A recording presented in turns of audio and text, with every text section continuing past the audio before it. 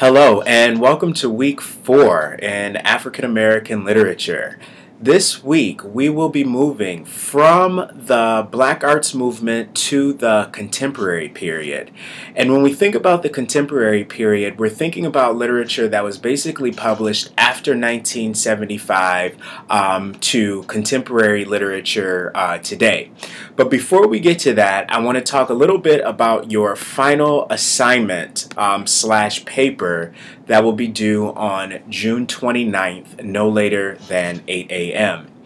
In this final assignment, which I have included in the content section for week 4, you are going to be discussing 3 questions, and these 3 questions are meant for you to critically analyze and synthesize the learning materials that we have been dealing with this semester.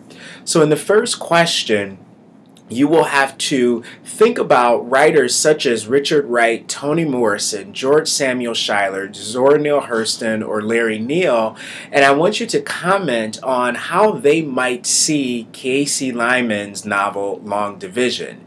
In this particular question, I'm asking you to basically look at, or I should say understand, previous writers and understand how they fit within their context, within their generic context, or their literary period, and apply that to a contemporary reading, or I should say a reading of contemporary literature. The next question is going to dealing with the genres that we've discussed in relationship to some films that are related to the African American literary tradition or comment on African American culture. Most of these films can be found at either Delta College's library, SVSU's library, your local public libraries, and also you can find some of these films on YouTube.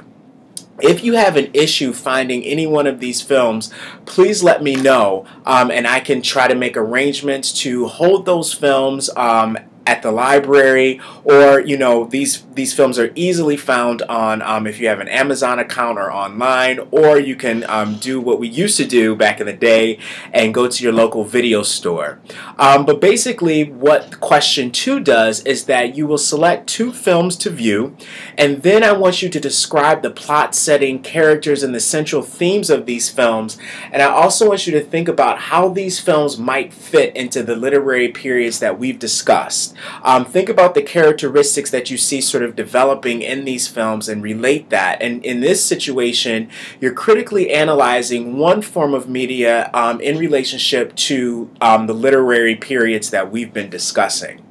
And finally, with question 3, you will find a scholarly source, and we'll talk about over the next couple of weeks how to locate, how to read scholarly sources written on literature. And so in this question number 3, you'll find a scholarly source written on either Clay's Arc, Long Division, Recitative, or Space Traders, and you'll basically critically analyze that and synthesize the information, developing an argument based off of the material that you are reading. All of the requirements and the description of grading is included in the final assignment sheet, which is located in the week 4 content section under e-learning. And again, if you have any questions or comments about the final assignment, please let me know. So now moving on to the contemporary period. So like I do before, I want to give you a historical context of this literary period. So before, again, when we think about the Harlem Renaissance, and just to give you a sidebar before I get into this historical context, and also a shameless plug for my early African American Lit class, which will take place in the fall at the Delta College Ricker Center. Before the Harlem Renaissance, we have a whole body of literature that spans, or I should say African American literature, that spans as far back as the late 18th century with slave narratives. And these are some of the things that we will talk about, some of those sort of literary movements from the late 18th century and how those movements influenced modern literature. We'll talk about those issues in early African American literature, which again will be offered in the fall here at Delta College at the Ricker Center. So we have this very large, dense body of literature that spans all the way back to the 18th century. And as we move up to the Harlem Renaissance, like I said before, we're asking questions about art for art's sake and being aware of the sort of the conflicts an African American artist feels when they're producing work for white audiences. And so as we move up to the modernist period, realism and naturalism, we're dealing with issues related to a character's social environment. How does environment shape one's identity? How does one's environment shape how one sees themselves? And so again, a lot of the patronage of African American literature during that time was for white audiences. And so it's not until we get into the Black Arts movement, the movement that we've just studied this past week, where Black authors are taking an affirmative stance on this idea of writing for Black audiences and excavating Black characteristics or so-called African connections to African American cultural characteristics living within the U.S. And so as a result of the Black Arts movement, we're moving into the contemporary times, which is literature that is written post-1975. So I want you to read that introduction to the contemporary period very closely, because a lot of the issues that we're going to be dealing with our readings for this week deal with that first part of the contemporary period. And then next week, when we read K.C. Lyman's, or when we start K.C. Lyman's Long Division, we're going to see some of these characteristics that are discussed in the introduction that I've included on e-learning about the contemporary period. We're going to see these things reappear in literature that's a bit more contemporary in regards to literature that's taking place post-September 11th. And the author is going to make a distinction between the literary movements within the contemporary period, pre-September 11th and post-September 11th. Along with that, some characteristics that I want you to think about when you're reading about the contemporary period is this idea of multiplicity.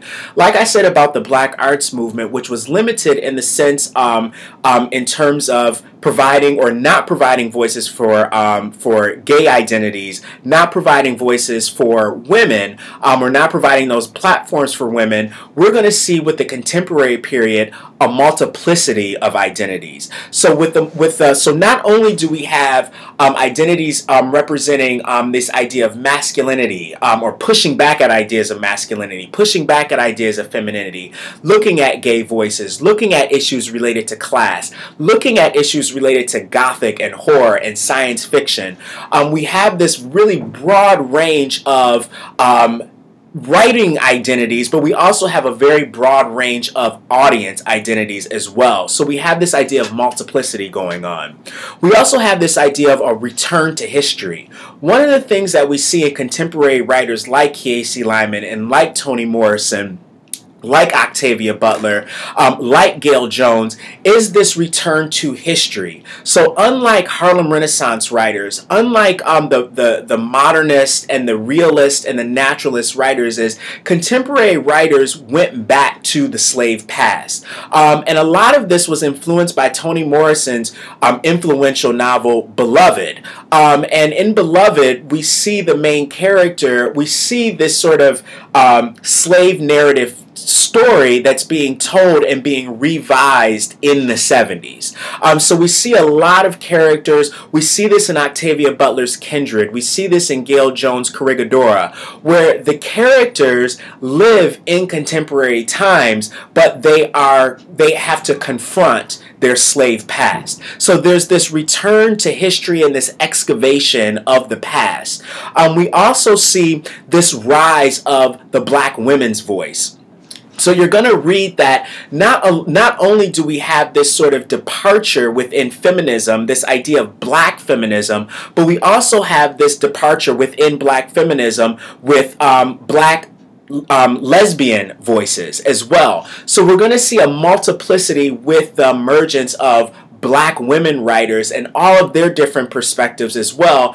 And you'll notice that they'll discuss this in the introduction, that black women writers dealt with race a little bit differently than their predecessors, and how they dealt with race, that you'll read about. Along with this, we have, just like in the Black Arts Movement, we have this return to the vernacular tradition.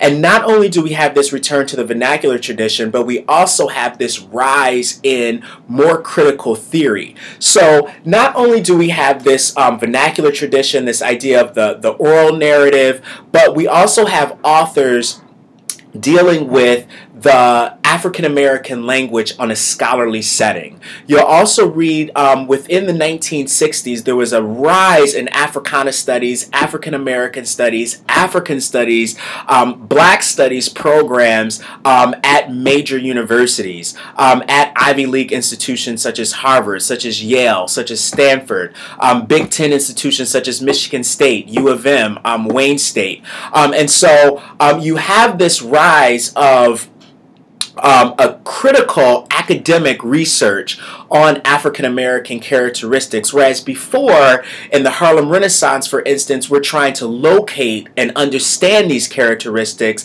Now we're theorizing a lot more about these characteristics and making direct connections to literature, to film, to cultural expression, to art, and to music. Another thing that we see, another characteristic within the contemporary times that we see happening, is this rise of speculative fiction and science fiction. And this is what we're going to be dealing with in relationship to Derek Bell's Space Traders, along with Octavia Butler's Clay's Ark. And we'll also see science fiction elements taking place in K.C. Lyman's Long Division as well. But one of the things that we see happening in African American literature in the post the 70s is this idea of science fiction. And what's fascinating about this rise of science fiction is that authors such as Octavia Butler are able to work outside of these boundaries of race. Imagine new worlds, new possibilities with this idea of race and gender and class, and still come back to this sort of historical African, ancient Egyptian sort of other world. And so you'll see this sort of taking place in Octavia Butler's Clay's Ark as well. So you have this very sort of science fiction, imaginative way about approaching the literature, so that it can sort of put us out, or I should say challenge some of our boundaries or our preconceived notions about race, class, gender, religion, and how that sort of influences and how these sort of conversations emerge within the African American cultural creative context. A couple of things in relationship to your questions for this week. In regards to analyzing literature, one of the things that you're going to talk about, or I should say one of the things that you're going to discuss in the discussion board post and read about, is this idea of reader response theory.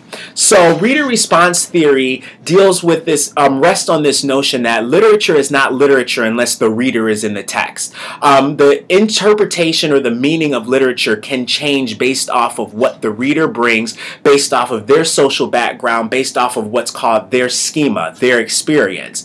And so when you read Toni Morrison's short story this week entitled Recidive, oh, I just have to pull up my computer again, sorry. When you read Toni Morrison's short story this week, Recidive, you are going to be forced to challenge your preconceived notions of race and the stereotypes associated with those notions of race. And so I want you to think about why do you, the two main characters in this story, Roberta and Twyla, one is black, one is white, and you don't know which is which. And so there are going to be these moments in the short story that are going to cause you, the reader, to confront some of those stereotypes that you have about race. So Why do you think that Twyla's black? Why do you think Roberta is white? And vice versa. And see, this is another sort of characteristic that we see taking place in contemporary African American literature,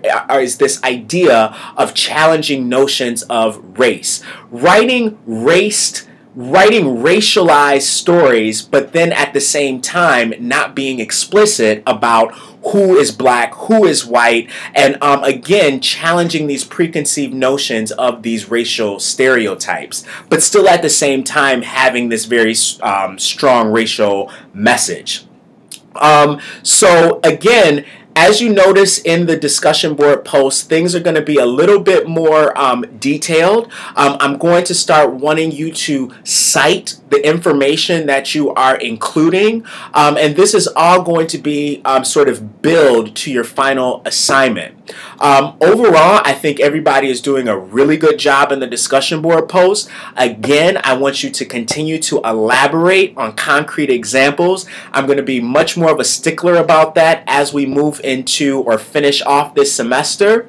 Again, if you have any questions, comments, or concerns, please let me know. Once again, happy writing, happy reading, and I will see you in cyberspace.